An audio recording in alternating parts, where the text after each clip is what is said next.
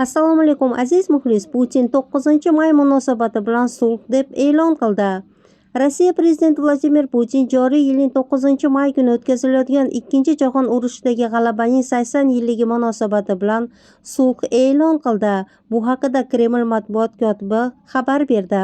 Ma'lum qilinishicha, Rossiya armiyasi Moskva vaqti bilan soat 8-mayga o'tar kechasi soat 00 dan 11-mayga o'tar kechasi soat 00 gacha barcha jangovar urush harakatlarini to'xtatadi. Qaror insonparvarlik mulohazalaridan kelib chiqib qabul qilindi, deyiladi xabarda. Shuningdek, Kreml matbuot xizmati Ukraina tomoni bilan shunday yo'l tutish kerakligi va agar sulh buzilsa, Rossiya armiyasi samarali javob berishi haqida ogohlantirgan. Rossiya tomoni Ukraina inqirozining asl sabablarini bartaraf etishga qaratilgan oldindan hech qanday shartlarsiz tinchlik muzokaralariga xalqaro hamkorlar bilan konstruktiv hamkorlikka tayyorligini yana bir bor ma'lum qildi.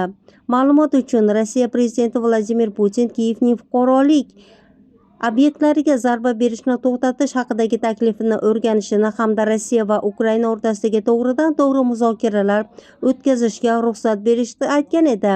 Qolaversa, prezident matbuot kotibi Dmitriy Peskov bugun jurnalistlar bilan bo'lib o'tgan anjumanda Ukraina Rossiya bilan to'g'ridan-to'g'ri muzokaralarni qayta boshlashga tayyorligi haqida signal berdi.